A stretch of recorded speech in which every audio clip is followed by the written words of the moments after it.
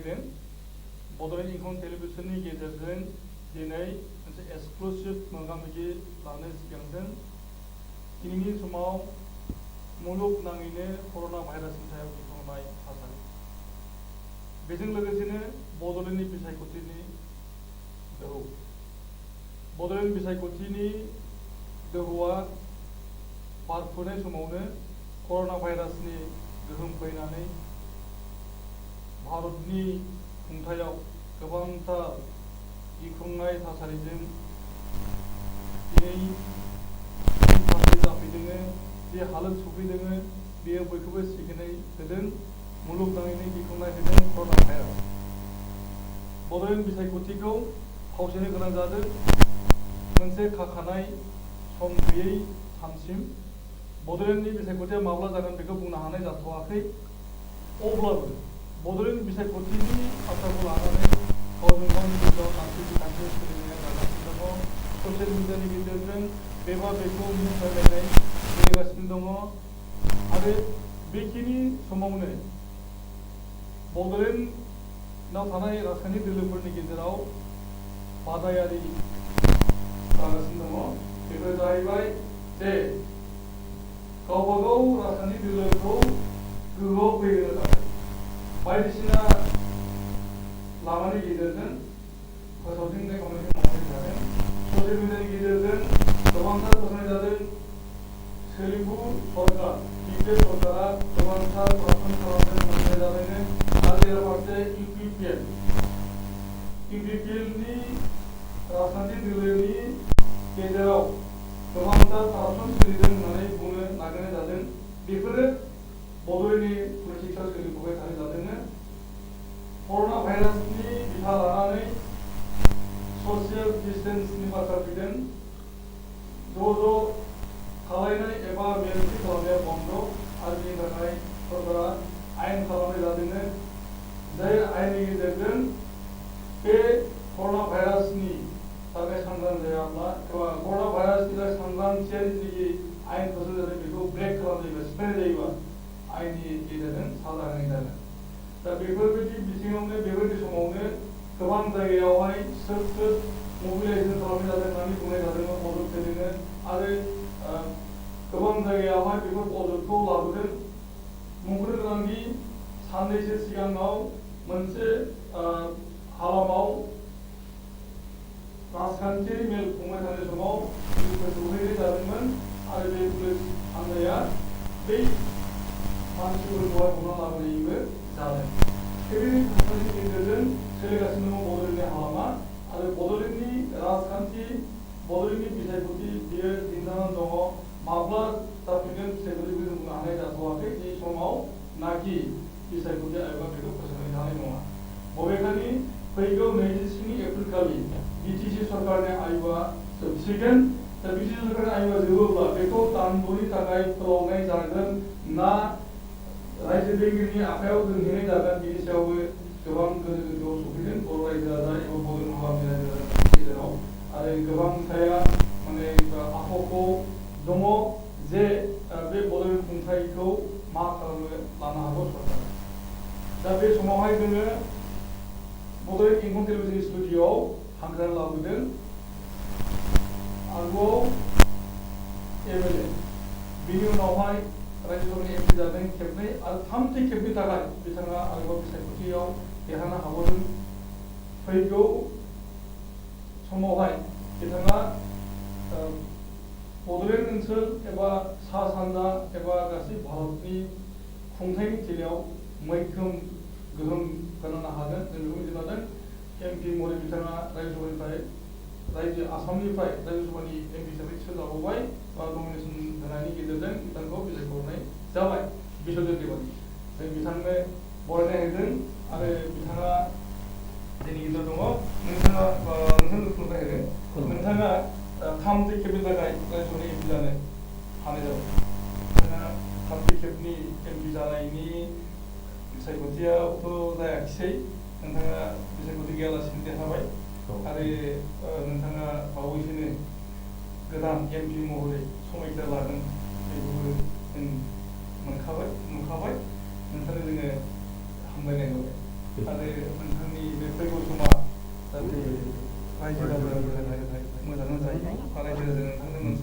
खामानि मावनो खाबु होगोन मिजिं लादों। दा नोंथाङाथ' मिथिदों जे मुलुगनाङै कर'ना भाइरासआ मोनसे गिख्रंनाय थासारि लाबोबाय, गोबां थैबाय आरो लाख लाख मानसिफोरा बे कर'ना भाइरासजों दा नाख्रेबजानानै दङ। भारताव बेनि थासारिया जोबोद गाज्रि गोहोम गोग्लैदों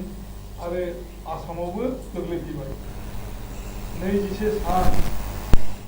लकडाउन, बे जोंनि थाखाय जोबोद माने आख'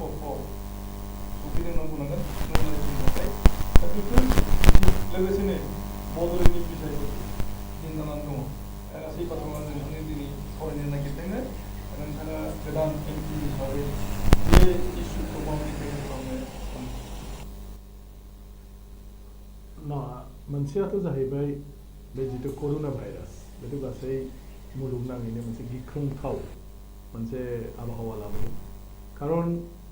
बे बिजानुआ बबेनिफ्राय फैखो, अर्थात भाइरासआ बबेनिफ्राय फैखो आरो बेखौ होबथानो हानाय बा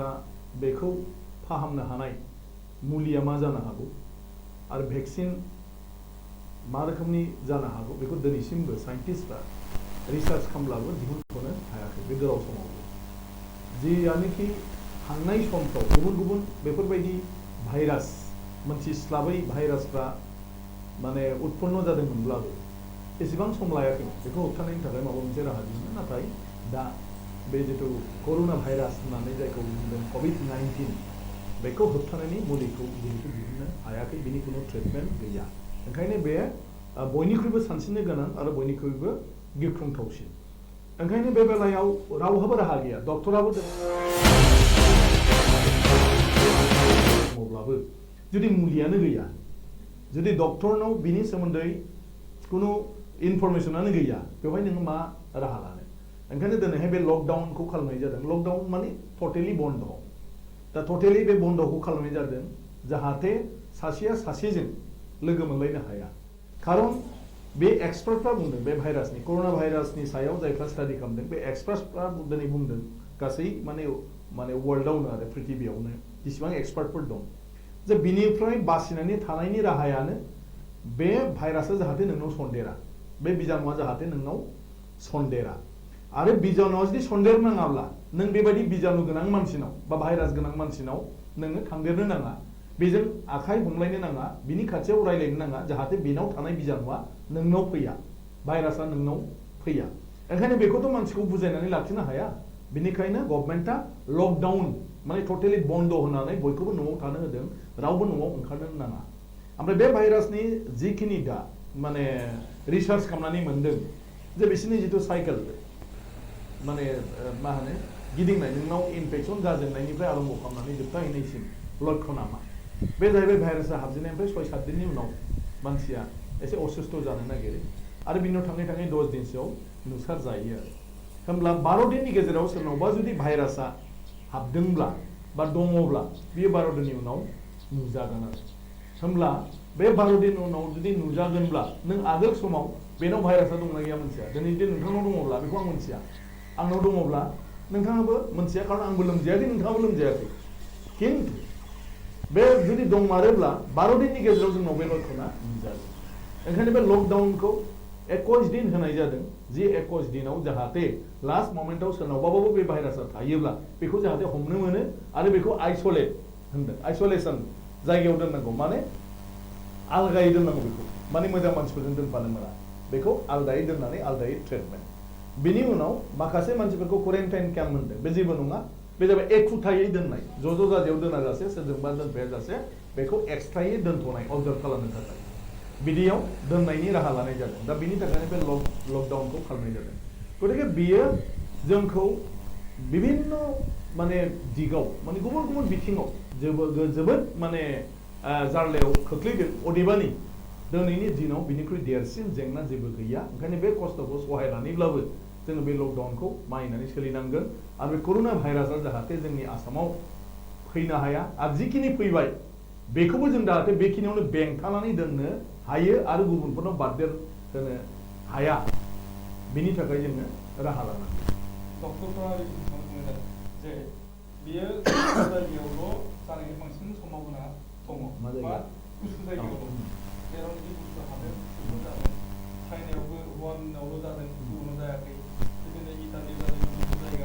जेराव जेरावनिखि गुसु जायगा बेयाव जादों होनना बुंदों कर'ना भाइरासनि इनफेक्सन दा भारतआ जाहैबाय गुदुं आरो गुसुनि जायगा गुदुं माने माखासे हालाम दङ गुसु बेफोर जानायनि समानो बांसिन जायो नाथाय गुदुंथार जायगा होनना बुङोब्ला जों आसामावबो गोलैफाबाय जोंनाव माने एप्रिल दाननिफ्राय जुरिनानैहाय आप टु अक्ट'बरसिम बेयो गुदुङाव थायो दा बे हिसाबै आसामावहाय बे बेराम जानायनि सम्भावनायानो खम जुदि नंगौब्ला नाथाय दासिमबो वर्ल्ड हेल्थ अर्गेनाइजेशना बेखौ माने डिक्लेयार होआखै माने वर्ल्ड हेल्थ अर्गेनाइजेशना गतिके सोरबाया बायदिसिना साननायजों हयथ' बुंदों जों बेखौनो फोथायनाया थिग नङा आरो भारतआव जेब्ला जादों माने जेला जाजेनदों बबाव जाजेनखौ फैनानै केरेलायाथ' बिराद गुदुं जायगा बिनि उनाव महाराष्ट्रआव जागासिनो दं बेबो गुदुं जायगा गुसु जायगा नङा जुदि दार्जिलिंआव मोनब्ला जुदि बले सिमलायाव जादोंमोनब्ला अब्ला बे बेलेग बाथ्रामोन आरो खिन्थु जोंनि गुदुं जायगायावनो जादों ओंखायनो बेफोरखौ जों बारा फोथायथियाव लाखिनो नाङा कर'ना भाइरासनिफ्राय जों गोजानाव थानायखौनो बांसिन सिन्था खालामनांगौ बेनिखायनो जों जाहाथे बे लकडाउनआव खुनु गते गावनि आंगोथारखौब्लाबो साननैसो नेथ'होयो माने बेखौ थांनाल' थाथ'थों बाखि खुनु फिसा फिसौ प्रब्लेमनि थाखाय जोङो लोगो हमलायनो नाङा जाहाथे बेनाव दङब्ला नोंनावबो बारदेरा नोंनाव दङब्ला बेनावबो बारदेरा बर'नाव दासिमबो जाफेराखै जाथ'वाखै बे हिसाबैहाय बर' मानसिफोरनि जानाय हुदा बेखौ जों बुंनांगोन ना डेफिनेटलि बे बेलायाव जिखिनि दा माने डक्टरफ्रा इन्टारनेसनेलि जेफोर बुस्थुफ्रा दा ससियेल मिडियानो जा बा सोरबा डक्टरानो जा जेफोरखौ बुंदों जे दा नोंथाङा एसे आगोलाव बुंलांनाय बायदि थान्दा माने थान्दा जायगायाव जाया गरमावबा माने मा होनो थान्दा जायगायाव जायो गरमावबा जानो हाया बेराफारसेथिं बिनि जिथु लक्षण बे लक्षणा जाहैबाय गगा मोननाय गुजुनाय लोमजानाय दा गगा मोननाय गुजुनाय लोमजानाया बर' एरियायाव जाबायनो थाखायो गतिके बर' एरियायाव जेब्ला जायो जोंहा बेजों हुदा दं आरो बेखौ बोरै सोखानो बिनि जोंहा ट्रेडिशनेल माखासे सिस्टेम दं जेरै नों जुदि गगा मोनलाबायदोंबा सामब्राम गुफुर एसे लं थं होनानै जुदि थाव गोथांजों फुदुंनानै गन्थं गुदुङाव फुननानै लायो मेगनाव जुदि एसे फुननानै लायो गारामायाव जुदि फुननानै लायो नोंनि माने मा होनो गगा मोननाय गुजुनाय बियो खारस्राङो नों जुदि बानलु बिदै लोङो बबेबा जारि बिलाइजों माने उसुमै बिलाइ जारि बिलाइ बा अबेबा नोङो जलंगा बान्थु खानसिनसा बायदिसिना बिलाइ लागायनानै दाउसा फिसाजों जुदि नोङो बिदै फुदुंनानै गोसा बानलु बोरदोन जाब्रां मस्लाफोर माने मा होनो गलमरिस बे मस्लाफोरखौ होनानै जुदि सामब्राम गुफुर होनानै नों जुदि फुदुंनानै लोङो बेजोंबो जोंनि गुजुनाय गगा मोननाय बेफोरो बा निम'निया जाम जानानै थानायफ्रा जोंहा बेजों खारो नों जुदि खिफि बेन्दों अबा निम बिलाइ बायदिसिना इभेन बानलु बोरदोनबो जुदि होनानै दैखौ फुदुंनानै दुगैयोब्ला नोंनाव नांनानै थानाय गासैबो बे जार्मफ्रा गैया जायो गतिके बेफोरखौ जोङो टाइम टु टाइम लोमजानाय साजानाय समाव बेफोरखौ बेबहार खालामो बियो जाहैबाय गुजुनाय माने नोंनि गगा मोननाय लोमजानाय बिनि फिफा लक्षणा बेनो जोब आरो जेखौ मेडिकेल साइन्सआव दं कर'ना होननाय आरो बिनिफ्रायनो बे कर'ना भाइरासआनो जोंखौ गुजुहोखायो कर'ना भाइरासआ अलरेडि दं नाथाय दा बे भाइरासआ जेखौ कभिड-19 मोनसे फर्मआव लाबोदों माने महराव लाबोदों बियो बिनिख्रुइबो देरसिन माने हामाखै बिनिनो बिदा जेनेबा बिफा बा बिमायं आरोखि गतिके बे हिसाबैबा जों जेखौ हुदा दंखायो जेजों जों खारहोनो हायो बिनि दजखौ जुदि बारायनो हायो बोरैबा जुदि पावारफुल बारायनो हायो बोरैबा बेजों मोजांबो जानोबो हागौ खिन्थु बेनो सैथो होननानैबो जों साननाया उचित नङा खिन्थु बे लक्षणखौ जों मोनथिखागौ आरो बे हुदाया जोंनाव दं हिसाबै आरो जों बयबो जिहेतु डक्टर मोनफेरा निजे निजेनो बेफोरखौ ट्रेडिशनेल गोदो गोदायनिफ्राय ट्रिटमेन्ट लानानै जोंनि मेलेरियाफ्रा बांसिनानो हामबोदों खारन जोंनाव बेबायदि डक्टर गैया सोरबा डक्टर दंब्लाबो गामियाव सोरबा डक्टरजों 15 दिन 20 दिन थानायानो डक्टर जानानै मुलि फानदों जाहोदों बेजों हामबोदों गतिके जोंहा जिहेतु मोनसे बयबो बर'फ्रानो एक्सपिरियेन्स दं जे बबे दैयाव गायोब्ला मेलेरिया सिखारो बबाव मा खालामोब्ला माब्ला मा जायो बेखौ मोनथिखाजोबो ओंखायनो बे हिसाबै जुदि बिदै साबधानजों सोलियोबा आं सानो जे जोङो 90%आ हयथ' रैखा मोननोबो हागौ खारन एजेड मानसिखौ नारसिनो जायहा एजमा प्रब्लेम दंखायो बेहा नारसिनो जायनाव सुगार प्रब्लेम दं बिसोरखौ नारसिनो जायनाव लांनि प्रब्लेम दं बिसोरखौ नारसिनो आरो बिसोरसो थैयो आरोखि सेंग्रा सिख्ला बा गथ' मानसिफोरनाव इमिउनाइजेसननि माबाया खुब स्ट्रं हिसाबै माने बेफोरखौ नारसिननो हाया होनदों गतिके बेफोरखौ जुदि जोङो अयभास खालामो प्रत्येकबार ओंखाम बोथिसे जानायाव जुदि नोङो हालदै बाथोन जुदि जायो सामब्राम गुफुरनि बाथोन जुदि जायो बा बले नोङो माबानि मा होनो बेबायदिनो बायदिसिना बे मेजेरग्रा माग्रा बेफोरबायदि बेन्दों बेनलानि जिरु बेफोरखौ जुदि देग्लिनानै जाफायो मा आं सानो बेफोरजों जोंनि इमिउनाइजेसन सिस्टेमा माने स्ट्रं जागोन गतिके नोंथां बुंनाय बायदिनो गोबांसे बानबुंथिनो नाजादों जे बर'फोरनाव प्रिभेन्टिभ माने माबा केपासिटि जोंनि देहायाव दं बर'फोरनि देहायाव दङ आरो मोनसे खोथा बुंनाय जादों जे माने बे बड'लेण्ड जोंनि एलेखा बे डुवर्स माने भुटान डुवर्सनि एलेखा बियो बै ब्रिटिशफ्रा जेब्लानाखि फैदोंमोन होमब्ला बिथांमोना नुफैदोंमोन जे बे एलेखायाव बर'फोरनि अनगायै गुबुन जाथिया थांनानै थानो हायाखै फरायनो हायाखै खालि बर'फ्रानोल' बे जायगायाव थानो हादों मानो होनना बुङोब्ला बेयो मेलेरिया जार्म गोनां एलेखा बे मेलेरिया जायोमोन गोबाङैनो आरो गुबुन मानसिया फैयोबा थैफैयोमोन दा जेब्लानाखि भुटानाव हाबनो नागिरदोंमोन ब्रिटिशफोरा होमब्ला बिथांमोना राजपुत आरो गुजरातिफोरखौ लानानै फैनाय जादोंमोन बे भुटानाव हाबनो थाखाय होमब्ला बे जायगायाव बिथांमोना थाफैदोंमोन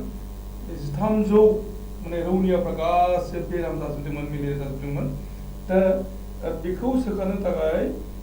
माने डेभिड रेनी होननाय सासे डाक्टरखौ सार्जनखौ दैथायहरदोंमोन इंराज सरकारा इंलेन्डनिफ्राय दा बिथाङा फैनानै निजे गावबो खिन्थु मेलेरिया जाफैदों आरो बिथाङा नुदों जे अबजार्भ खालामदोंमोन जे बे एलेखानि मानसिफोरनो बर'फोरा बेबायदि मेलेरिया बेरामजों जाजानाय जायाखै आरो गावसोर बेबायदि साजा लोगो बेबायदि जायाखै दा बिसोर बिथाङा माने बेहाय रिसार्च खालामनानै मोनबाय जे बर'फोरनाव बे होबथायारि बेबस्थाया दङ आरो बिथांमोननि बे जानाय लोंनाय नोंथाङा दा बुंबाय बै माने फानलु बिदै लोंनाय बा माने बै जारि थारि माबा माबि मैगंजोंनो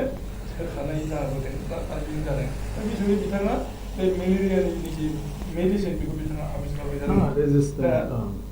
दा डेभिड रेनीनि खोथा बियो दा बिथाङा गावनि लिरनायाव खालामदों बेखौ गोबांसिन बुंनो नागिरदों दिनै समावहाय दा बे हिसाबैहाय बे मेलेरिया जार्मा कर'नियानिफ्रायबो गोसासिन जिहेतु बेहायबो गोबांसा थैदोंमोन बांसिन लोगो थैदोंमोन गोजाङो दसेनो गोलोमो दा बे हिसाबैहाय बर'फोरनाव बा बड'लेण्ड हालामाव थानाय बर'फोरनि जोंनि जानाय हुदा बेनो कर'ना भाइरासखौ होबथानो जोबनाय नंगौ रेजिस्टेन्स पावाराथ' नोंनि बेबहारजों माने अयभासजों जाबोयो नों मा बुस्थुफोरखौ जिउआव माने बाहायबोयो नाथाय खोथाया जाहैबाय बर'फ्राबो बेसेबां जाबावो बेखौ दा ओंखायनो जाथि हिसाबैनो जों दुगानो हाया खारन आबौआ जायोमोन आफाया जायामोनबो जानो हागौ होमब्ला फिसालासिम थार्ड जेनेरेसनाव बै रेजिस्टेन्स पावारा लासै लासै जेनेरेसननि उनाव जेनेरेसन खमायबोबाय थायो आरो गतिके बेखौ नों जाबाय थादोंबासो बे नोंनाव सोलिबोगोन जेरै आं सानो नों गोदो जुदि सेसा होसोयोमोनब्ला नोंनाव रज'मा हाबामोन आथिङाव थुरि मुरायाबो नोंनाव हाबामोन खासि मुरायाबो नोंनाव आथिङाव हाबामोन आरो खिन्थु दिनै नोंनि फिसालाखौ जुदि नों सोङो बे माने सेन्ट ग्रेभेल लामायाव बियो सेन्देल गैयालासिनो थाबायनो हाया माने रेजिस्टेन्स माने जितु पावार बियो बेनाव खमायबोबाय माने बेनाव अयभासानो गैला बे थुरियावनो थाबायफेरा बेनाव दा थुरि नङा बे माबायाबो हाबगोन दुब्रि हाग्रायाबो हाबबावगोन आरोखि बिनि आथिङाव मानो बिसिनाव बे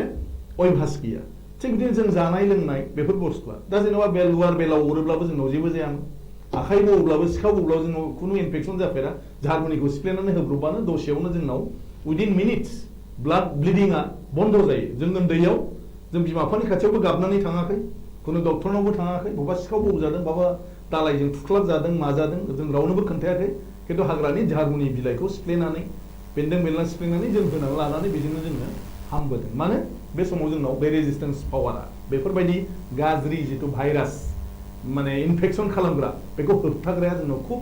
स्ट्रंमोन आरोखि दा ओंखायनो जाबाय थाबासो बे दा होनदों नोंखौ भिटामिन सि जानांगौ दा नारेंखौ बेसेबां जाबावो मानसिफ्रा थिंख्लांखौ बेसेबां जाबावो मानसिफ्रा गोदोथ' गाखो जायोमोन बेजों नों भिटामिन सिखौ मोनगोन नङा होमबा आरो बे भिटामिन सिया नोंखौ बाराइमिउनाइजेसन माबायाव नोंखौ पावारफुल खालामो होननानै बुंदों दा नोङो जुदि लेबु जानाय ओंखामाव बेखौबो जों आखाइ सुयोसो लेबुखौ जाया जेब्ला लेबुखौ ओंखामाव होयो बेदरनि बेवहाय मेजेमफ्रा नाङोब्ला मा नाङोब्ला जों बेजों नारेंजों स्राय सुनानैसो लायो अथ'स' जों बेखौ जाया होमब्ला भिटामिन सिया बबेनिफ्राय जोङो माने मोननो दा ओंखायनो गासिबो खोथाया नंगौब्लाबो नाथाय माखासे समाव जोंनो खामानियाव होजोबाबो जानो हागौ जों गोरलै लानाया उचित नङा दा जिहेतु मेडिकेल साइन्सआनो बे बेमारखौ हमनो हायाखै दा जिहेतु खुनु मेडिसिन दिहुननो हायाखै अब्ला गैद्रायैनिख्रुइ माबा मोनसे जों ट्रेडिसनेलि जेफोरखौ बाहायबोदों बेफोरखौ जोङो साबधान जानानै बाहायनाया मोजां दा जों जेसे हागौ जोंनि मानसिफ्रा बाहायनाया मोजां जों जाहाथे लोमजाया जों जाहाथे गगा मोना जों जाहाथे गुजुआ जोंनि एजमा प्रब्लेमफ्रा जाहाथे बे साननैसोआव मोजाङै थायो गावखौनो वार्म आप खालामनानै लाखिनांगौ बेनि थाखाय जों दा रायलायनाय माखासे माने हाग्रानि मुलि मुला हिसाबै जों जायखौ मैगं हिसाबै बाहायदों बेफोरखौ जानाय मोजां नाफामफ्रा बिराद हट खालामो देहाखौ नाया जोङो गोथाङाव एसे थान्दा बसिगोन होननानै बुङो नाथाय बे नायानो जेब्ला गोरान जायो नाफाम जायो बे बिराद गुदुं जायो दा बे नाफामफोरखौ गोदोनिफ्राय जाबोनायनि थाखाय जोंहा मोनसे पावारा बारायदोंमोन रेजिस्टेन्स पावारा दा बेफोर बुस्थुफ्रा जोंनि अयभास गैला ओंखायनो बेफोरखौ जों दा अयभास खालामनाया मोजां आरो बे सौखानि मुलि जोंहा निम'निया टाइफयड जानानै थायोबा सौखा मुलि जोंहा थायो जेखौ नों ओरैनोबो जानो हायो ओंख्रियावबो थरनै थरथाम होबाय थायोब्ला नोंनाव निम'नियाखौ गैया खालामो नोंनि देहाखौ गरम लाखियो बेफोरखौ जों अयभास खालामनाया मोजां कर'निया भाइरासनि जिनिखि गिदिंनाय थासारि बे बुब्लियाव भारताव राजखान्थि खालामनाय जादों होननानै अजदबो फैयो जेरैहाय थोरसि दावनो थिं जादों भारतनि प्रधानमन्त्रि नरेन्द्र मदि बिथाङा आरो बिथाङा साथि सावनो गोनां जादोंमोन दाखालि दा बैफोरो माने गुबुन धोरोमारि सुबुंफोरनो मोनसे आघात होनाय जादों होननानै खायसेफ्रा बुंदों आं सानो बिथाङा जिखिनि बाथ्राखौ बुंदों बा जेखौ खालामनो थिनदों बेवहाय धोरोमजों खुनु लोब्बा गैया बे जाहैबाय गोसोखौ फोरानाय आरो बिथाङा गावनि खुगाजों जेखौ बुंदों बेवहायबो खुनु धोरोमनि बबेबा मोनसे मानिबा इसोरनि सायाव फोथायथि थानायनि बाथ्रा बिथाङा बुङाखै जे नों हारसिंल' नङा जिहेतु नों लकडाउन जानानै न' सिङाव दंलायजोबो खाथि खाला मानसिया जाहाथे नुहुरलायो आरो आंबो नोंजों दं नोंबो आंजों दं जों खौसेयै दं बेखौ दिन्थिनोसो बिथाङा बेखौ खावलायदों गतिके बेफोरखौ जोङो बाराद्राय माने एनालाइसिस खालामनाया माने उचित नङा जों अबसे लकडाउनखौ मोजाङै फल' खालामैखाय सानफ्रोमबो नुलायबाय थादों लोगो मोनलायबाय थादों खमसे खम कয়েকজন मानसिजों आरो नाथाय प्रधानमन्त्रिया जेखौ हास्थायनानै बुंदों बे मथे सासेया सासेजों नुहुरलायनो मोना लोगो मोनलायनो मोना न'निफ्रायनो ओंखारनो मोना गतिके खेबसे दाख्लै 5 तारिख खालि 9टा बाजायाव 9 मिनिटसिम माने लांगोनायाव बाथि सावनानै बा दरखङाव बाथि सावनानै बा बेलकनियाव बाथि सावनानै नोंबोदि थिगैनो दं बैबोदि थिगैनो दं बेखौ मोनथिहोलायनो आरो जों बयबो खौसे बेखौ दिन्थिनो जाहाथे मोनसे मनोबल फैयो बेखौसो बिथाङा खावलायदों बेयाव जेबो राजनिति गैया दाखालिबो आफा खबनो थोननायाबो बेनि एखे आरो बे साउन्ड मोनसे सिस्टेमजों जेन'बा जोंनि गोसोआ मोनसे गुलाब गुलाब मोनसे माबा सानखांनाया फैयो मोनसे भाइब्रेसन फैयो बे बाथ्राखौ लानानै बिथाङा आफा खबनो थोनदों खायफाया जुदि बारा खन्था दामनानै होयोब्ला बेखौ आरो प्रधानमन्त्रिया माने मा बुंनो फालाय दा जियानो जायाथों बांसिनाव बांसिन साननाय बांसिन लुबैनाय बे जिहेतु जोंनि जेवबो खथि खालामा आरो जों दिनै जिहेतु खैफोदाव दं ओंखायनो बे खैफोदाव थानाय समाव फिसा फिसा बाथ्राफोरखौ राजखान्थियारि नोजोरजों नायनानै राजखान्थियारि भाबै बेफोरबायदि माखासे माने फोसावनाय बांसावनाया उचित नङा होननानै आं सानो दा जों बयबो खौसे जुजिनायनि सम निजामुद्दिननि इस्युखौ लानानै मुस्लिमफोरखौ हाराहारि खालामनाय होननानै बुंनाय जादों बेवहाय बेबायदि जेबो गैया निजामुद्दिनाव जायफोर दङमोन बिनि गेजेराव बे कर'ना भाइरास एफेक्टेड मानसि तेलेंगानायाव ओंखारबोदों खारन बे बायह्रानिफ्राय मालयेशियानिफ्राय फैनाय मानसिफोरखौ बेवहाय मोनदों आरो बिसोर बबाव फैदोंमोन निजामुद्दिननि बे माने प्रग्रामाव आरोखि बिनिफ्राय बेवहाय जेब्ला 6 जन मानसिया थैबाय आरो बयबो निजामुद्दिननि बे प्रग्रामाव बाहागो लानाय अब्ला बेखौ दा जिहेतु इनस्ट्राक्सन दं जोंहा हेल्थ मिनिस्ट्रिनिफ्राय माने सेन्ट्रेल गभर्नमेन्टनिफ्राय जिखुनु मानसिया जुदि कर'ना भाइरास पजिटिभ मोनोब्ला बिनि हिस्ट्रिखौ नागिरनांगौ खारन बे जिनिसखौ लोगो मोनबोदों बिसिनाव बारदेरनो हागौ आरो जाय मानसिनिफ्राय बारदेरदों बे मानसिया मोनथियाखैबो जानो हागौ आरो गोबाङानो एफेक्ट जाबावगोन बे हिसाबै तेलेंगाना गभर्नमेन्टआ इनफरमेसन हरदों दिल्ली गभर्नमेन्टनो बिनि उनाव सेन्ट्रेल गभर्नमेन्टनोबो इनफरमेसन हरदों जे बिनिफ्राय थांनाय मानसिफ्रा बेबायदि जादों गतिके बेखौ साबधान जानांगौ बे हिसाबै गासिबो बे प्रग्रामाव थांनाय मानसिफोरखौ हेल्थ चेकआप खालामनायनि बेबस्था लादों आरो क्वारेन्टाइनाव दोननायनि बेबस्थाखौ लादों दा बे बेलायाव फैयै फैयै गुबुन गुबुन रायजोआव जेसेबां बिदि मानसि थांदों जायफोरखौ ट्रेस खालामबाय मोनबाय बिसोरखौ जायफोरखौ मेडिकेल टेस्ट खालामदों पजिटिभ फैदों गतिके पजिटिभ फैयोब्ला बेखौ आइसोलेसनाव दोनखानांगोन आरो जिहेतु बेवहाय थांनाय ग्रुपनि गेजेराव इसेबां स' मानसिया जाबाय डेफिनेटलि बिसोरखौ क्वारेन्टाइन केम्पआव दोनथ'नांगोन बा हम क्वारेन्टाइन खालामनानै दोनथ'नांगोन जाहाथे बिसोरो गावनि बिदा फंबायखौबाबो माने दांथ'वा बिसोरजोंबाबो उन्दुफाया बिसोरजों जाफाया लोंफाया नङाबा बिसोरनावबो हाबगोन आरो हाबजोबोब्ला मा जागोन बेथ' बिराद माने नोङो आनकन्ट्रल मोनसे सिटुएसन जाया होनबा गतिके बेसो आनफर्चुनेटली जाहैबाय जिहेतु मोनसे धोरोमारिनि बे मोनसे फोरबोमोन थ' डेफिनेटलि बेवहाय बे फोरबोआव थांग्राफ्रा मोनसे धोरोमनि जागोन आरो बेवहायनो खायफाया बेफोरबायदि माखासे हयथ' माने बायदिसिना नोजोरजों नायनानै बेफोर बाथ्राफोरखौ बुंदों बेयाव जेबो बिदि जायाखै धोरोमनि सायाव आनफर्चुनेट जाहैबाय नोंबो जुदि दिनै ब्रह्म धर्मनि बिथिङाव जुदि थांनायाव जानायमोनब्ला बे मिथिङाव सोर सोर थाङामोन होननाय खोथाया फैगौमोन बाथौनि बबेबा मिथिङाव थांनायमोनब्ला बाथौ गोजान थांनो थाङा बेयावथ' ख्रिस्टाना जहैफाया बेयावथ' सोरबा माने दस्रा मुस्लिम मानसियाथ' जफाहैया बेयाव बाथौ धोरोमारियानो जजोबगोन ना जजोबा अब्ला बाथौ धोरोमारियानो प्रत्येक जिल्लानिफ्राय थांगोन होनब्ला बे मानसिफोरखौनोथ' नोङो हेल्थ चेकआप खालामनांगोन जे बबेबा दंफ्लांबायो नामा सोरनावबा बे मानसिखौनोथ' नों क्वारेन्टाइनाव दोनथ'नांगोन जाहाथे न'खरनि बिदा फंबाय बिब' बिनानावजों बेयो सन्देरफाया गतिके ओंखायनो बे दानि आसामाव जिथु जानाय बेयाव धोरोमारि जेबो बिथिं गैया बोरैहाय जों कर'ना भाइरासनिफ्राय बाखि जायफोरनाव दाबो माने बारस्लायाखै बिसोरखौ जों बोरैहाय हमथानो आरो बिसोरखौबो जों बोरैहाय जोथोन लानो बेयो बिनिसो बेबस्था इक'नमिया जोबोद गोग्लैसोनाय जाहैबाय मानो बुङोब्ला दखान पहार गासिबो बन्द माइरं दैरं बायनो थाखाय दखान खुलिदोंब्लाबो अनलि 3 घन्टा 3 घन्टानिल' खुलि जादों गामिनि मानसिफ्रा सफैनो हाया टाउनफोरखौ माने बन्द जाफैयो बिदि मोनसे हालोद जानानै उन समाव मा जानो हागौ उन समा मोजां जानाय नङा माखासे समनि थाखाय बेथ' नुखानाय दिनैहाय 21 सान लकडाउना आसामावल' नङा लकडाउना भारतावल' नङा गटे वर्ल्डआवनो लकडाउन गतिके कुनु बिजनेस दा सोलियाखै आरो कुनु ट्रान्सपर्टेशननि बेबस्था दिनैहाय मोनसे कान्ट्रिनिफ्राय मोनसे कान्ट्रिल' नङा जोंनो दा स्टेटनि गेजेराव सिल खालामनानै दोननाय जादों स्टेटल' नङा डिस्ट्रिक्ट टु डिस्ट्रिक्टबो जोंहा गैया इमार्जेन्सि डिउटिनि बादै गतिके बेबायदि समाव जिहेतु आगोलनिफ्राय बेबायदि खुनु मोनसे मा होनो बेखौ आगजाननि एडभान्स माने इनफरमेशन गैया बेवहाय बयहाबो समस्यायाव गोलैनाया स्वाभाबिक समस्यायाव जोङो गोलैखाथारगोन कारण रावहाबो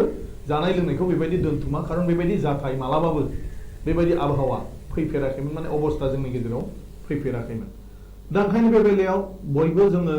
माने खस्थ'आ जाखागोन आरो बेनि थाखाय जों तैयारि जानांगोन कारण बिराद गिदिर मोनसे मुलुग फोजोबस्रांनाय भाइरास जोंनि गेजेराव सफैदों जिहेतु ट्रिटमेन्टआनो गैया लासै लासै दिनै जायफ्रा जेबो जायाखै बेबो लासै लासै दुर्बल हयथ' जालांनो हागौ आरो बिसोरनावबो सन्देरनानै बे जेबो जायै मानसिफ्राबो मोनसे समाव नोरजिया जालांनानै थैनायसिम सौहैनो हागौ गतिके बेनिफ्राय बारग'नोब्ला जों बेखिनि बेबस्थाखौ लानांगोन आरो बेखिनि बेबस्थाखौबो जोङो मानिनानै लानो हानांगोन दा आंनि माने बे बेलायाव बयनिसिमबो खावलायनाया बेनो जागोन जे जों गामि गामि बिसेस करि बर'फोरखौ दानथ' मालायफोरखौ बुंना मानिहोनो हाया खिन्थु बर' समाजाव दं हिसाबै आङो बर' समाजनि गासैखौबो दिनै बुंगोन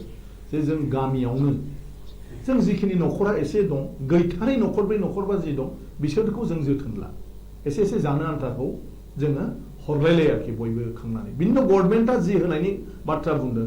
बेवहाय सिस्टेमा खुब माने गोरा जेनेबा नों दिनैहाय सार्केल अफिसारनो इनफरमेसन हैनांगौ गरिब मानसिया सोर खोन्थाहैगोन सार्केल अफिसारनो माने एसडिसिनो प्लास एसडिसिआ मण्डल नागिरगोन मण्डलखौ थोनहरगोन नंगौ नङा आरोबाव माने नायबावगोन जे बियो जानो गैयै मानसि नंगौ नङा रेसनाव बेनाव दंना गैला बायदिसिना बाथ्रा गतिके बेफोरखौ सरकारनि जिथु अनसुंथाइ थोंजोङै गासिबो मानसियानो मोननांगौआ असम्भब आरो बे लकडाउनाव रावबो न'निफ्राय ओंखारलांनो हाया पुलिसफ्रा फोथायाब्ला बेखौ बुगोन मागोन माबा मोनसे खालामगोन बिदियावबो बेयाव थांनो हाया ओंखायनो आं सानो जोंनि समाजाव अन्तत जों एसे गावबागाव सुपा गावबागाव गामियानो बे 10-15 दिनखौ जों दायथ' लाथ'नो हायो नामा बेखौ आङो खावलायगोन बेनिफ्राय गभर्नमेन्टनिफ्राय जों मा हायो सार्केल अफिसारनो जों इनफरमेसन होनांगौ दिनै गभर्नमेन्टआ मोनसे डिसिसन लादों जायखि जाया जायहानिखि जानो गैया दिनैनि दिनाव बे हाजिरायानो माव जियानो माव दखानानो हो माबा मोनसे खालाम बेनो रेसनखौ 100% होगोन बे जाबाय गभर्नमेन्टनि एसुरेन्स आरो बे हिसाबै साफ्रोमबो सार्केल अफिसारखौ इन्सट्राक्सन हरदों जे जाय मानसिना गैया बेनो न'आवबाबो थांनानै हैनांगौ इनफरमेसन हरनाय लोगो लोगो गतिके बेखौ जोङो गामिनि मानसिफ्रानो साफा सानै रोंनाय मानसिया दायथ' लानानै सार्केल अफिसारनो जनायनांगौ आरो जुदि मोना बेखौ आंनोबो जुदि जनायोब्ला आं बेखौ चिफ सेक्रेटारिसिम टेकआप खालामनो हायो दिनैबो आं गोबां मानसिफोरखौ फाथायहरदों सार्केल अफिसारफ्रा होनदों जे एकदम जेरैखि जाया जोंनो वाट्सएपजोंबाबो लिस्टखौ हरबाबो जागोन बिसोरो बे बाथ्राखौ बुंदों ओंखायनो जों गावजों गावल' सावरायबाय थायालासे जायफ्रा रोंगौ बिसोर जोङो सहाय खालामलायनो बिनिफ्राय जिहेतु लकडाउना गोबाव थागोन बायह्रानिफ्राय साप्लाय फैनाय नङा गुवाहाटिफ्राव जायफोर थाव संख्रि बानलु दालि माइरं मौजुद दं बेफोरो माने रानसारनायावनो हयथ' एक मासनि उनाव बिराद क्राइसिस फैगोन एक दुइ मासनि गेजेराव तो आं मोनसे स्पेशल खावलायबावनो नागिरदों बर'फोरखौ जायफ्रा ठिकादार दं थाखा फैसा दं खमसे खम गावबागाव गामियाव 5 लाख थाखासोनि जुदि जोङो माने पल्टन बाजारनिफ्राय आरोखि जेराव मेन स्टकिस्ट जोङो सामब्राम पियाजनिफ्राय आरम्भ खालामनानै माइरं दालि जुदि स्टकआव दोनहैयो जुदि मास मोनसे उनाव लकडाउन नर्मेल फैयो फानफिनबानो जाबाय जुदि नर्मेल फैया जाहाथे गामिनि मानसिखौ एसे फिथ'नो हायो ओरैनो होथ'नो नाङा जायहा फैसा दं बिनियाव फैसा लाना हो जायहा फैसा गैथ्रा बेनो अननानै हो खारन नोंनि फैसायाबो जेबो भेलु गैखाया गमामायै बे बेमारा जुदि गिख्रंथाव जाबाय थायोब्ला लकडाउना जाबाय थायोब्ला जोंनि आखायाव फैसा थागोन नाथाय जोङो सेरसे माइरं रावनिफ्रायबो मोननाय नङा जोंखौ माइरं फानग्रा सासे माने माइरं जायनाव दं बे जोंखौ मिनिगोन जे नों जुदि 1000 आं होगोन 1 केजि हर होनबा बे होनगोन नोंनो आङो 2000 होगोन फाबानिफ्राय लाबोबानो जाबाय आंनो माइरं बे समा फैगासिनो दं जोंनि थाखा फैसा जेबो भेलु गैला दा जोङो धनी गरिब एखेसै दा थाखाया जेबो भेलु गैला माइरं दैरं लाव फान्थाव बेफोरसो दा मानसिनि जिउखौ रैखा खालामगोन खुनु थाखा फैसाया जोंखौ रैखा खालामा ओंखायनो जेसेबां बर'आव थाखा फैसा गोनां मानसिफोर दं आं खावलायदों गाव गावनि गामियाव अन्तत माने एसे 2-3 लाख थाखानिफ्राय आरम्भ खालामनानै 5 लाखसो थाखासोसिम एसे स्टकिस खालामनानै दोननाया मोजां बा दोननो हायोब्ला मोजां आरो गामिफोरखौ एसे अनोब्ला मोजां जों थांनानै थायोबा उनाव गासिबो जाफिनजोबगोन नाथाय जों जुदि थैयो आरो गामियाव गरिबा थैजोबबा नों हारसिं बोरै थानो माहाजोन हिसाबैलाय गतिके जायखि जाया बे राहाखौ बयबो जुदि खालामोब्ला आं सानो बर'फ्रा खुनु बेबायदि माबायाव गोग्लैनाय नङा दुलाराय बर' फरायसा आफाद दं आबोब दं बाथौ आफाद दं जोंहा ब्रह्म धोरोमनि जोंहा आफाद दं बायदिसिना बर' जेसेबां धोरोमारि माने मानसि दं बिनि जोंहा गौथुम दं बे गौथुमफ्राबो अन्तत दिनैनि दिनाव जोंनि समाजनि बेफोरबायदि असहाय जागोन अबस्थायाव जोङो भलन्टियारलि बयबो जुदि सार्भिस होनो आवगायोबा खुनु बर'आ बे जितु फैबाय थानाय खैफोद बेवहाय जेबो जाया जों बयबो बारग'गोन आरो बिनि उनाव जों जिहेतु मावनो दोननो रोंखागौ लाव फान्थाव नै दा जि गायगोन जोगोनार मास मोनसेनि उनाव जों मोनजाखागोन माइ गायोब्ला जों मास मोनथामनि उनाव जों मोनजाखागोन ज' जालायनानै जों जुदि मावलायो दा दुब्लिफ्राव जों खुनु आंखालाव गोग्लैया खिन्थु बे 2-3 मासखौ जोङो बोरैहाय बारग'नो बेखौ जों साफ्रोम बर'आनो सिन्था खालामनांगौ दा बे लकडाउना माने 3 दानहालागैसिम थांगोन होनना बुंनाय एकदम थांगोन मानो थांगोन जे जों जिहेतु ससियेल डिस्टेन्स मेनटेन खालामनांगौ दा जोंहा अलरेडि 27 जन जाबाय बे 27 जनाव गासिबो जोंहा माबानिफ्राय फैनाय मा होनो निजामुद्दिननिफ्राय सासे निजामुद्दिननिफ्राय फैनाय नङा गुवाहाटीनि बे गुवाहाटीनि मारवाड़ी मानसि सिराखानानि खाथियाव थाग्रा बेयो बबेवहाय सन्देरबोखो दाबो बिनि हिस्ट्रिखौ नागिरनानै मोनाखै खारन बे जाय फ्लाइटजों गाखोबोदों बे फ्लाइटजों गाखोफानाय मानसिनाव बे बेमार जादों होननानै दाबो रेकर्ड गैया बियो आग्रायाव थांदोंमोन जि हटेलाव थांदों बे हटेलाव थानाय खुनु मानसिनिफ्राय रेकर्ड गैया जे सोरबाया जे बे करोना भाइरास पजिटिभ ओंखारदों बियो दिल्लीयाव थादों बेवहायबो खुनु बेबायदि रेकर्ड ओंखाराखै बे जेराव थादों सोरबाया बेबायदि भाइरासाव गोलैदों होननाय होनब्ला भाइरासा बेनाव सोरनिफ्राय फैखो गुवाहाटीयावनो मोनदों ना बबेबा मोनदों आरो जेब्ला बेखौ मोना होनब्ला नों मोनथिनानै लादो सोरबा नङा सोरबा खाथि खाला बे भाइरासजों एफेक्टेड मानसि दं आरो सोरबा एफेक्ट जाबावगोन गतिके बेखिनि मानसिनिफ्राय जाहाथे भाइरासा जाया बेखौ जों आरोबाव आनदार 14 दिन आरो जों नायबावनांगोन आरो बे 14 दिनाव जुदि सानैसो जाबावो आरो जों आनदार 14 दिन नायबावनांगोन बेबायदिनो बे भाइरासखौ आसामाव गैथारैसिम जोङो नेलांनांगोन बिनि उनाव अलरेडि आसामनिफ्राय माखासे फैबाय बिसोरो दा फ्रि जाजोब्बाय जायफ्रा 22 तारिखनि गेजेराव फैदोंमोन लेबार मावनानै बिसोर जुदि जायाखैबा बिसोर मुक्त नाथाय बिसोर दा बयबो बे न'खरफ्रा बे गामिफ्रा मालाय गामिजों मालाय जायगाजों सम्पर्क लाखियो मोजां जाहाथे दस्रानिफ्राय भाइरासा फैफिना दादि भाइरास गैला बे खाथांसै जुदि जों जायाखैब्ला खिन्थु जोंहानि बहुत हाजार बायहेरायाव मानसि दंबावो बिदा फंबाय बायदिसिना बिसोरो दा फैयोब्ला बिसोरजों जुदि भाइरासा फैफायो अब्ला आरो प्रब्लेम जाबावगोन ओंखायनो दा गभर्नमेन्टआ होनदों बिसोरखौ मा खालामनो ओंखायनो बर'फोरखौ आं खावलायदों दिनै बर' हिसाबै बयबो जों गामि गामि क्वारेन्टाइन केम्पखौ गावनो क्लाब न'आव मा न'आव खालामथ'नो हायो नामा जोंनि फिसाफोरखौ जोंनि बिदा फंबायफोरखौ जोङो बायहेरायाव गोदाव सोराव थाहोबाय थाया जासे जों बिसोरखौ निजेनो दायित्व लानानै बिसोरनि एड्रेसखौ लाजोब गासिबो बिमा बिफाया गासिबो जगाजग खालामजोब ओमफ्राय जों मानो आलाय सिलाय दसेयाव दोननो जों गामिनि क्लाब न'आव दोननि जों गामिनि बबेबा न'खराव दोननि आरो जाय न'खरा न' बां दंखायो न'आवनो क्वारेन्टाइन माने खालामनानै दोननो हायो 12 दिनखौ बियो न'खरनि मानसिजों उन्दुजाबा जासे जाजाबा जासे जजाबा जासे हारसिङै थानानै बारा गोजान नङा फास्ट फुड गोजानाव थाबाय थानो हायो रायलायहरबाय थानो हायो बे बेबस्थाखौ जों खालामनो हायो ओंखायनो बर' हिसाबै बर'नि जेसेबां संगठन दं आं खावलायनो लुबैदों जे बेबायदिखौ जों हिसाब खालामनानै जोंनि गासै बर'फ्रा फैथोंसै जायफ्रा फैनो नागिरदों जों आसाम गभर्नमेन्टखौ बुंनांगौ जों बेखौ गावबा गाव गामियाव जोङो दायथ' लासिगोन क्वारेन्टाइनाव बिसोरो थागोन न'खराव थागोन आरो जायहा न' गैया बेखौ जोङो क्लाबनि न'आव बा सोरनिबा न'खौ जोङो लानानैब्लाबो जों बेवहाय क्वारेन्टाइन हिसाबै जोंनि साब्रै साबा बायहेरायाव हाजिरा मावहैनाय माबा मोनसे मावनानै थाहैनाय फरायनो थाहैनाय बेखौ जोङो बयबो थाफैहोनि बे बेबस्थाखौ जों लानाया मोजां क्वारेन्टाइनखौ जों निजेनो दायथ' लानाया मोजां जोंनि न'खरनि मानसिफोरखौ लकडाउनाव थाबाय थायोब्ला बड'लेण्ड हालामनि थाखायनो जोबोद गाज्रि थासारि जागोन मानो होनना बुङोब्ला बड'लेण्डआव दा बड'लेण्ड बिसायख'थिनि दहाय होनानै मडेल कड अफ कन्डाक्ट सोलियो आरो बेखौ लानानै जों गावजों गावनि गेजेराव सहाय खालामनायनिबो हाया जादों बेराफारसे बे थासारियाव जोंहा दिनै दोनथुमनायनि राहाबो गैया खारन बर'नि गामिफोरा बेबायदि थाखा फैसा गोनांबो नङा दा बे थाखा फैसा गोनां मानसिबो गैया दा बे हिसाबैहाय बड'लेण्ड थासारिया गाज्रि जानानै दङ दिनैनि समावहाय कुनु पलिटिकेल पार्टिया एबा गौथुमफोरा माने बुस्थु राननानै होनो मोना बे जादों दा बेफोर थासारिया थाबाय थायोब्ला बड'लेण्डनि नोगोरारिफोरानो बांसिनै खहा जागोन आरो रसा नांनायनि मोनसे थासारि बेबायदि नोंथांनि बुङो ना आं सानो जे 14 तारिखनि उनाव जुदि लकडाउनखौ एक्सटेनसन खालामनांगौ जायोबा थारैनो जोंनि कड अफ कन्डाक्टनि बाथ्राखौ गभर्नमेन्टआ सावरायगोन हाइ लेभेलाव सावरायगोन आरो हाइ लेभेलाव सावरायनानै निश्चय बे कड अफ कन्डाक्टखौ माने माखासे माने मा होनो बेबस्था लागोन जे कड अफ कन्डाक्ट थायोब्लाबो बोरैहाय फ्रिलि गासिबो खामानि मावनो हायो आदारवाइज कड अफ कन्डाक्टखौ जोङो सासपेनसन खालामथ'नो हायो नामा जिहेतु बेबायदि जाथाया जाफेराखैमोन ओंखायनो बेवहाय हाइ लेभेल मोनसे डिसिसननि दिनै प्रयोजन जादों खारन इलेक्शनखौ डिक्लारेसन होखांनायनि उनाव कड अफ कन्डाक्टखौ लागु खालामखांनायनि उनावसो बे खैफोदा जोंनाव फैदों आदारवाइज बे जेबो प्रब्लेम गैयामोन आरो बिनि सिगाङावनो जाखानायमोनब्ला कड अफ कन्डाक्टखौ जुदि इम्पज खालामामोनब्ला बा इलेक्शन नटिफिकेसन जुदि जायामोनब्ला बिटिसिनि गभर्नमेन्टखौ 6 माससिम एक्सटेनसन खालामनो हायोमोन अदेबानि दा कड अफ कन्डाक्टआव गोलैनानै थाबाय आरो कड अफ कन्डाक्टआव गोलैनानै थानाय समावनो बे सिचुएसना फैबाय दा कड अफ कन्डाक्टनि बेलायाव डिसिसन होनो हाग्राया अनलि इलेक्शन कमिशनार स्टेट इलेक्शन कमिशनारखौ दा गभर्नमेन्टआबो जेबो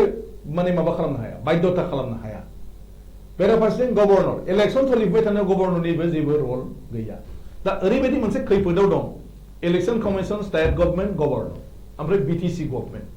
बे मोनब्रैया रावबो मोनसेखौ अर्डार होनो हाया इलेक्शन कमिशनाबो स्टेट गभर्नमेन्टखौ अर्डार होनो हाया जे नोंसोर बेबायदिबाबो ओरै खालाम खारन इलेक्शन कमिशनाव इलेक्शन कन्डाक्ट खालामनायनि बेलायाव कड अफ कन्डाक्ट जेब्ला होयो बेवहाय डाइरेक्ट इलेक्शननि जि रुल दं कड अफ कन्डाक्टनि बेवहाय स्पेसिफिक होनाय दं बेखौ सासे स्टेट इलेक्शन कमिशनारबो भायलेसन खालामनो हाया गाव हारसिं डिसिसन लानो हाया बेखौ एसेम्ब्लिया सोलायना होनांगोन सोरबाया खालामना होनांगोन गतिके बेखायनो दिनैनि दिनाव आं बहुत बार रायलायबाय लिरनाबो होबाय चिफ मिनिस्टार आं रायलायजोबबाय नाथाय दाबो बे बेलानि सायाव जेबो डिसिसन लानो हायाखै अदेबानि मोनसे बाथ्रा बुंनाय जादों जे कर'ना भाइरासजों रिलेटेड एनि जिखि जाया सिचुएसनानो जायाथों मानो बेवहाय स्पेशल पारमिशन होगोन दा बे खोथाखौ बुंथ'नानै दोनदों नाथाय बेथ' सम्भब नङा पारमिशन लाबाय थानाया दा ओंखायनो मोनसे खोथाखौ नायनो थोनबाय थादों जे 14 तारिखसिम जों नायनि आसामनि सिचुएसना मा जायो बिनि उनाव 14 तारिखनि उनाव डिसिसन लागोन ओंखायनो आं सानो जुदि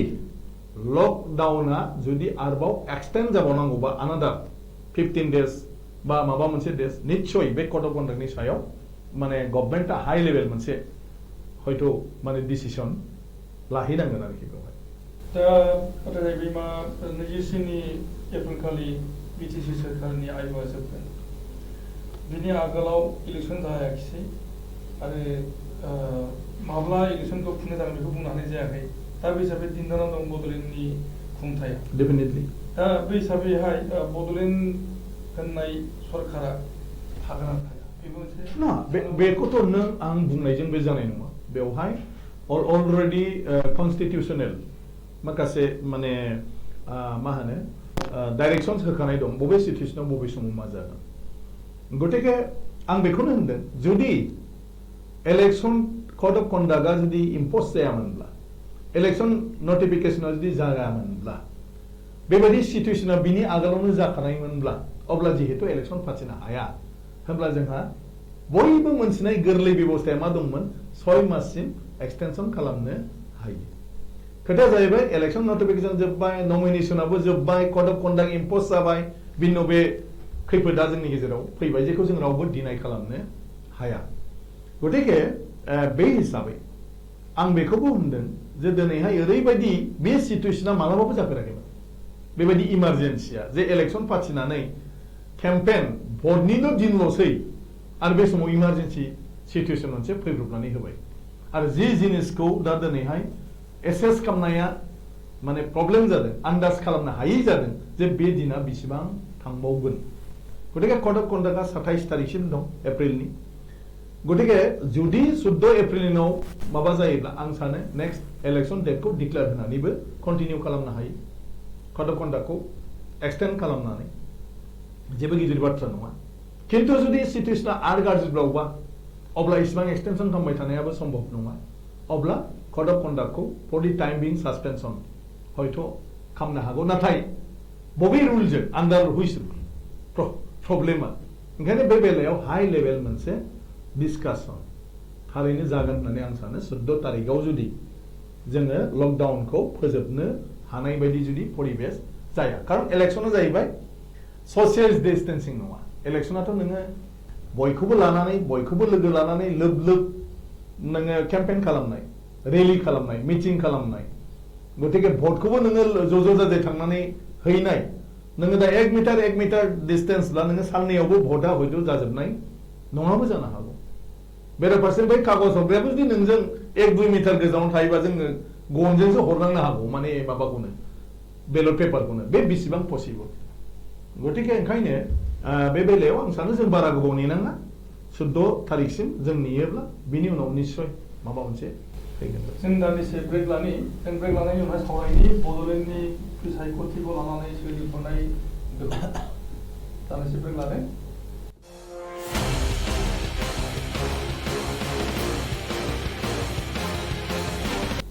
फैफिनदों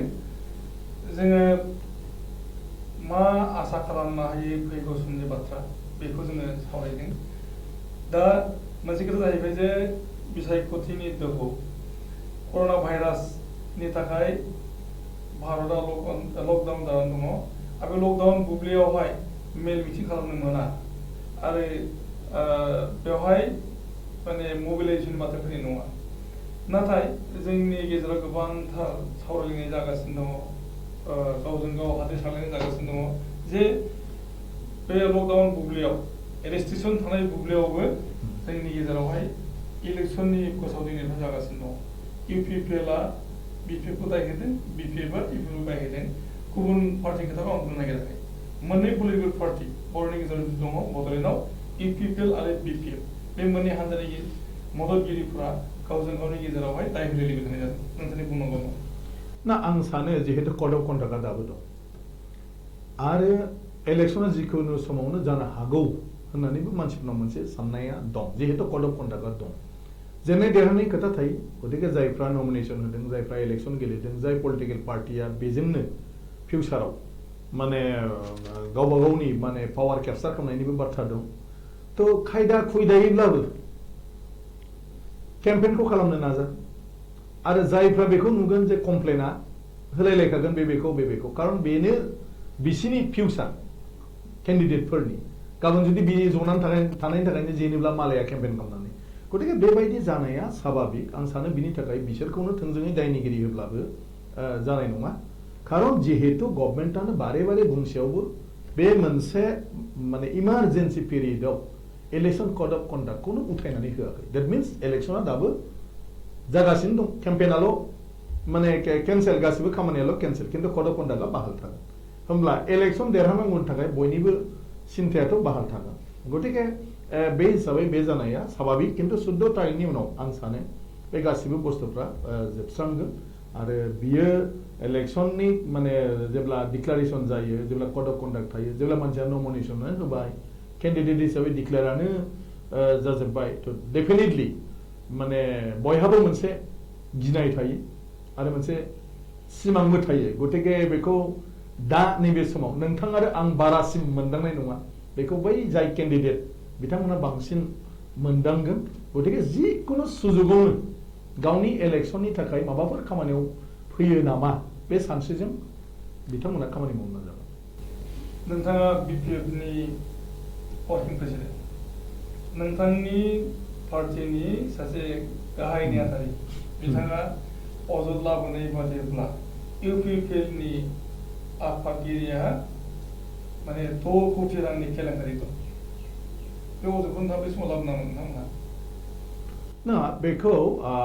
जायफ्रा नायदों नोजोर होदों बिथांमोना जेखौ नुदों सोरबा नङा सोरबा बे अजदखौ हयथ' माने लाबोगोन आं बेखौ होनदों इलेक्शनाव बांसावलायनाय थायो गतिके जिहेतु बिपिएफ खौबो सानफ्रामबो सोरबा नङा सोरबा इउपिपिएल हान्जायाबो बायदिसिना कारापसन माने माबायाव चार्ज खालामगासिनो दङ बुंगासिनो दङ इलेक्शनावबो मिडियायावबो गतिके एखे रोखोमनिनो बिपिएफआबो सोरखौबा नुयोबा बेखौ बुंनायाबो स्वाभाबिक गतिके बेवहाय जेबो आलादा साननांगौ बाथ्रा गैया माने बे इलेक्शनाव आक्रमण प्रति आक्रमण सोरबा सोरखौबा माबा मोनसे फोसावोब्ला सोरबा सोरखौबा सुजुग मोनोब्ला बेखौ फोसावफिनगोन बुंनाय जादों जे बे केलेंकारियाव गाव लोब्बा गैया बेखौथ' बयबो बुङो हाग्रामा महिलारि बिथांखौ बुंदों दस्राखौबो बुंदों सानफ्रामबो अब्रा बुंदों गतिके बिथाङाबो बेखौ क्लियारिफिकेसन होनाया बिथांनि डिउटि आरो दस्रायाव बिदिनो क्लियारिफिकेसन होगासिनो दं गतिके सोरबा बुंनाया सैथ' असैथ' बेखौथ' सोरबाया सायावनो जासायनोथ' हाया जाजथ' खालामनो हाया गतिके अजदा दङब्ला आं सानो निस्सय रायजो राजाया बेखौ नायगोन नोजोर होगोन गतिके बिपिएफनि बेलायावबो बे बिपिएफखौ जेखौ बुंदों बेवहायथ' बेबायदिथ' जेबो गैया जायफ्रा दिनै इनकाम खालामदों माबा मोनसे खालामदों बिस्रा मालाय गासैबो माने सिस्टेमजों फैनाय बिसोरबो बेंक लन लादों बिसोरबो सोरबा माबा मोनसे फार्माव सोरबा न'खरनि मानसिया खामानि मावदों बायदिसिना बेवहाय बयहाबो दं थेवबो इलेक्शन नालाय बे इलेक्शनाव नोंथ' मोनसेया लायो जे बिनि इनकामा मा नोंनि इनकामखौ बे मोनसेया बेखौ बुङोबा बेबो बुंगोन नोंनालाय बेथो मा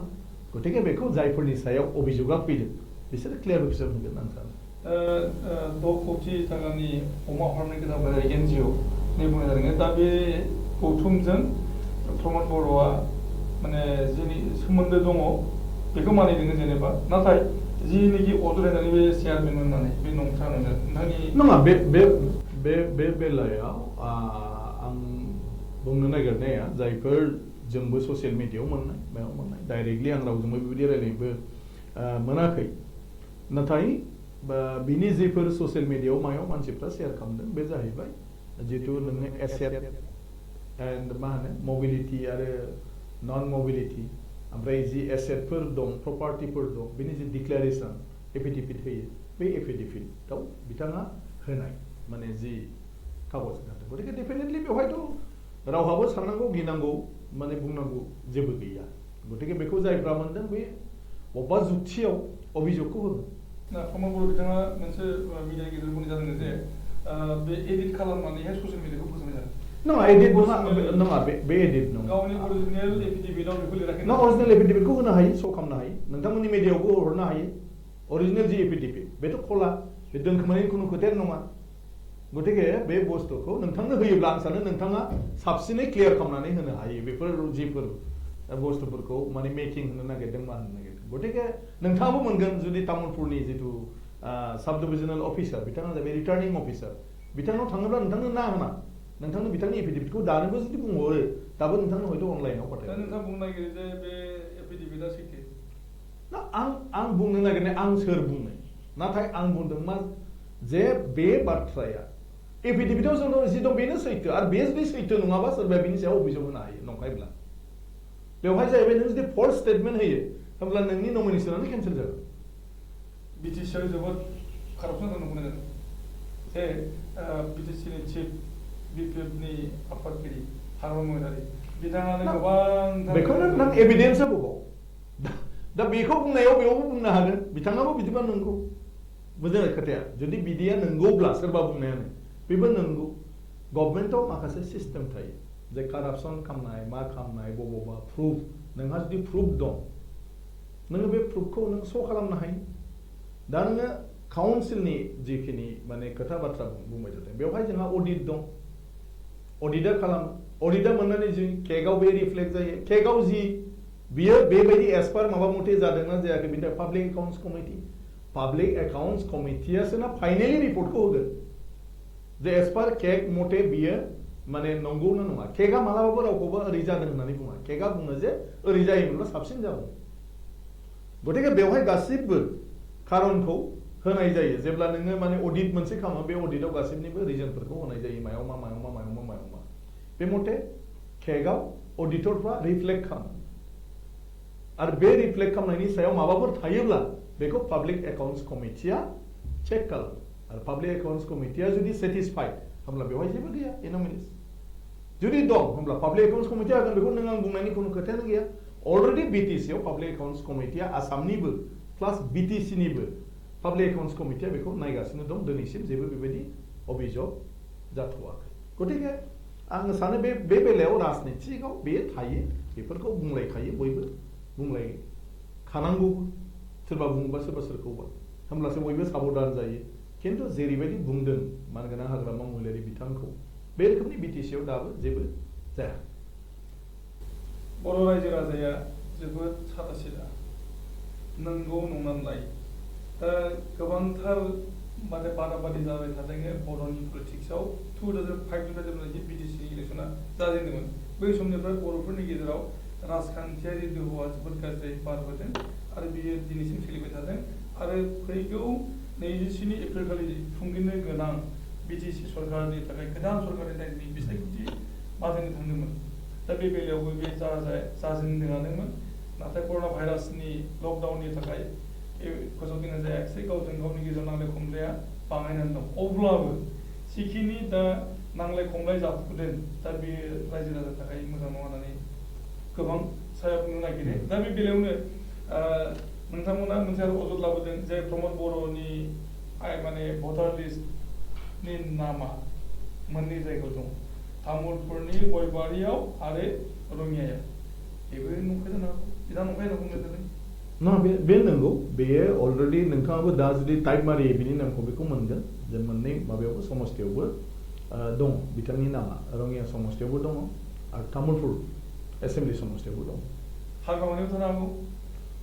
सोरबा जुदि दिनैसिम हाग्रामानिया ओंखारा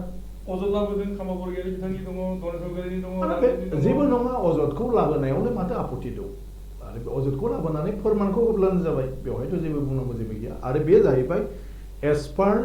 नोंनि पिपल्स रिप्रेजेन्टेटिभ एक्ट 17 मथे 17 क्लज नाम्बार 17 मथे खुनु व्यक्तिहा मोननै जायगायाव नोंनि माने माबाया नामा माने इलेक्टरेल माने माबायाव थानो मोना मा होनो नोंनि भटार लिस्टआव बेयाव थानो मोना 31 सेक्सनाव होनाय दं जायनि माने जाय मानसिहा मोननै जायगायाव इलेक्टरेलाव नाम थायो बियो माने मा होनो माने क्राइम माबायाव गोग्लैयो आरो बिनि थाखाय बे सास्तिमुलकनि बेबस्था माने बेवहाय माने मा होनो सास्तिनि बेबस्था बेवहाय दङ आरो माने पानिशमेन्टनि बिनि सायाव पानिशमेन्ट खालामनाय जागोन बे 31 सेक्सनाव गतिके एज पार सेक्सन इलेक्सन कमिसना बेखौ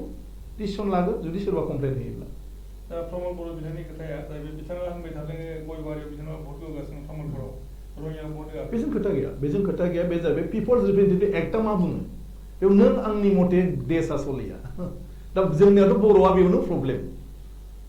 एक्चुअलि बे जाहैबाय पिपल्स रिप्रेजेन्टेटिभ एक्ट होननाय दं जि इलेक्सन कनसार्न बुस्थुफोर गतिके बे इलेक्सन कनसार्न बुस्थुआव आं होनदों जे क्लज नम्बर 17 आव दं जे सासे मानसिहा मोननै समस्तियाव बा मोनथाम जायगायाव नोंनि भटार लिस्टआव नाम थानो मोना 31 नम्बराव दं 31 सेक्सनाव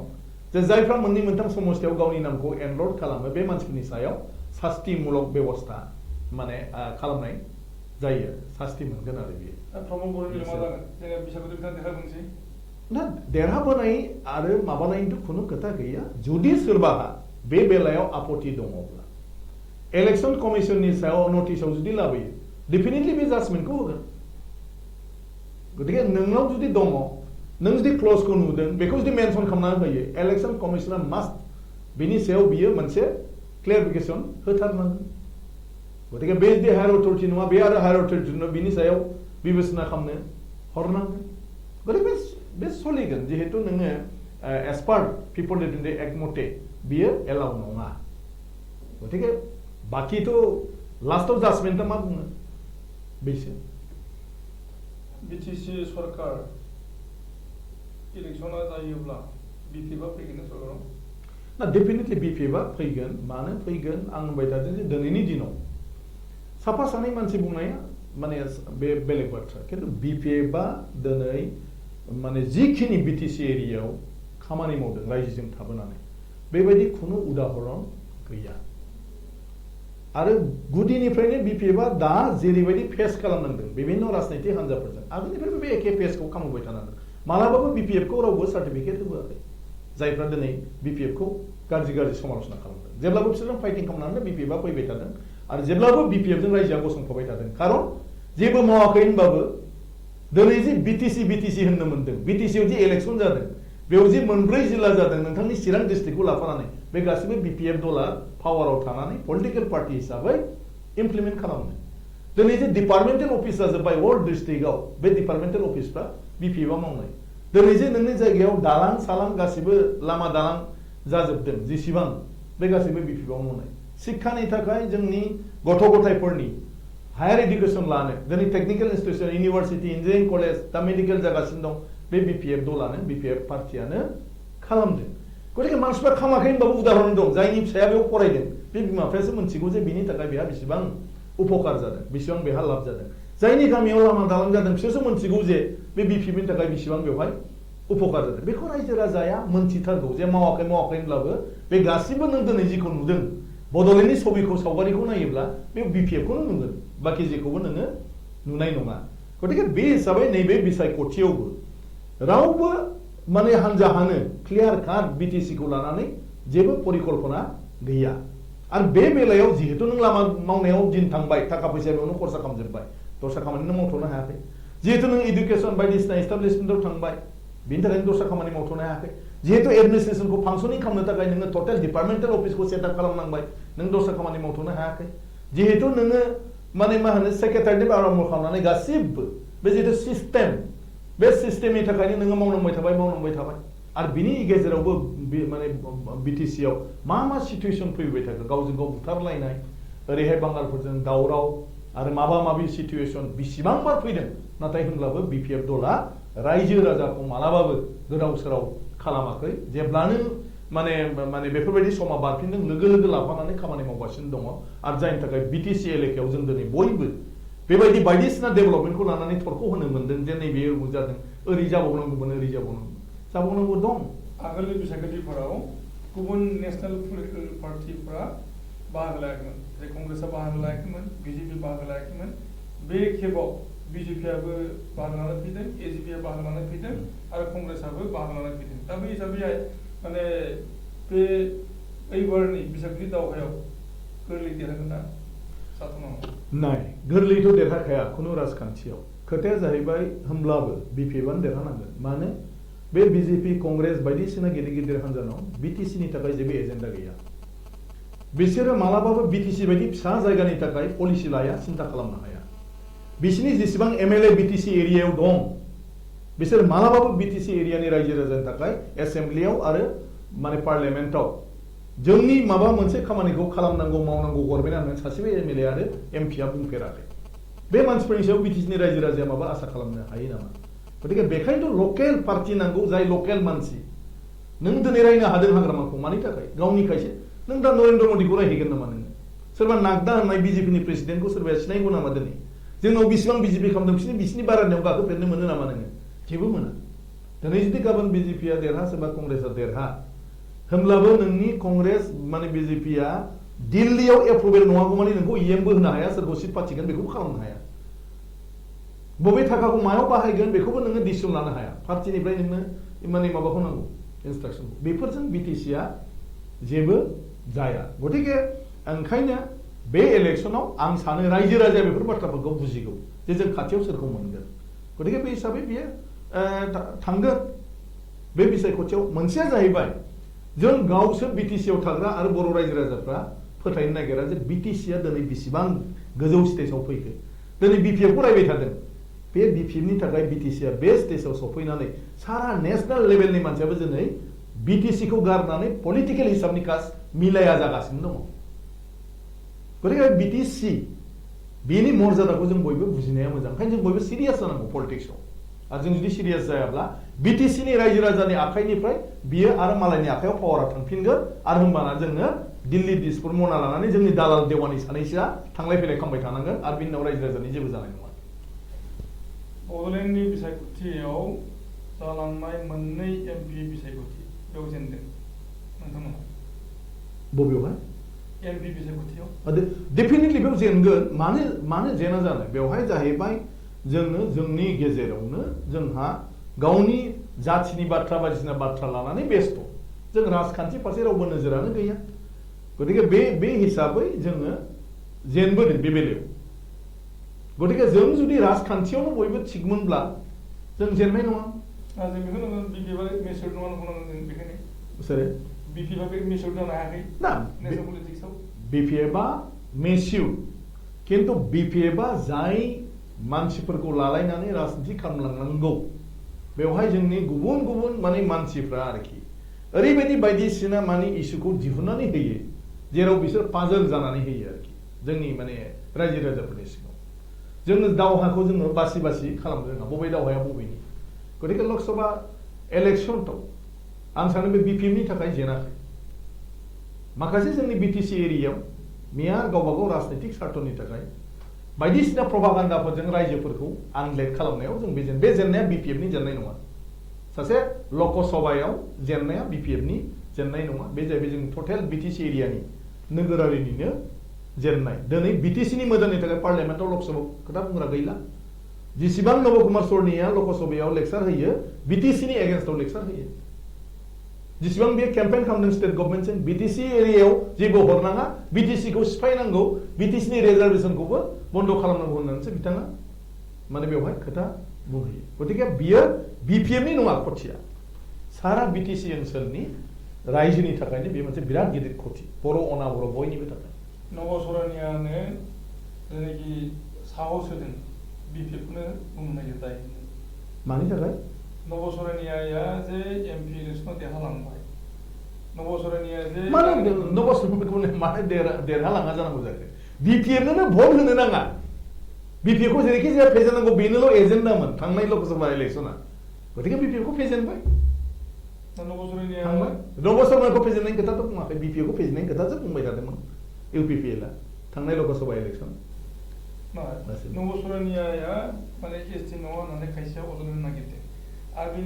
बेनि थाखाय बिपिएफआ मानि थाखाय दायनिगिरि जानो बेखौथ' जों होआ गभर्नमेन्टआ होबोदों बे दिनैनि थाखाय नङा दिनैनि बाथ्रा नङा बियो आं बारे बारे बे बाथ्राखौनो बुंदों जे मेदिनी मोहन चौधुरी फेरेंगा गांव जायनि थाखाय बर' साहित्य सभाया बेखौ जेब्लाबो बिबारनि माला सोबोदों बे एसटि नङामोन होनबा मेदिनी मोहन चौधुरीयालाय सरनिया बे समनिफ्रायनो सार्टिफिकेट मोनबोआखै होनबा दिनैनि समाव नब सरनियानो WPD NBC डिपार्टमेन्टनिफ्राय सकखौ सोदों नोंथाङा एसटि नंमारगौ नों मारा बेनि थाखाय बेथ' डेफिनेटलि सोरबा नङा सोरबा कमप्लेन होयोब्ला एज पार बे कमप्लेन मेटे एनि डिपार्टमेन्ट एनि गभर्नमेन्ट बेथ' सकखौ सोखानांगोन आरो बे मथे बिसोर बिसार खालामगोन आरो बिसोराव जुदि बे नङाबा बेयो माने बिनि माबाया सार्टिफिकेटआ केन्सेल जागोन होमब्ला बिनि एमपिआबो दाननाय थांगोन इलेक्सन कमिसनाबो बेखौ गतिके बे एज पार प्रसिडिउर बे जागोन सोरबा कमप्लेन होयोबा बिपिएफनि जेबो रल गैया बेवहाय WPTBC डिपार्टमेन्टआ बिपिएफजों मा सोमोन्दो दं बे आसाम गभर्नमेन्टनि मोनसे डिपार्टमेन्ट WPTBCनि मन्थ्रिया बेजों जेबो खोथा गैया मन्थ्रियाथ' सोरबा कमप्लेन होयोबा बे लिरनांगोन बे बर'नि खामानि मावनो होननानै मावनो हायो नामा गभर्नमेन्टआ बेथ' हाया नब सरनिया अजद होदों बेवहाय नब कुमार सरनियाथ' बिटिसि इलेक्सन माने माबाखौबो पस्टपनखौबो माने राजनैतिक षड्यन्त्र होनदोंमोन बे कर'नानि नङा होनदोंमोन आरो दिनै कर'नाखौ लानानै बे बुंफिनगासिनो दं जे बिराद डेन्जार गतिके नब कुमार सरनिया माब्ला मा बुङा बिनि खोथाजोंथ' बबावहाय माने सब बुस्थुआ सोलिनांगौ नोंथांनि गोजोननाय होदों गोबाव सम मोनजादोंनो होबाय आरो गोबां सावरायनांगौ दंबावोमोन जों उन समाव सावरायनो खाबु लानि जों बेखिनियावनो जोंनि सावरायनायखौ फोजोबनो सिगांबाय गोजोन्थों खुलुमबाय।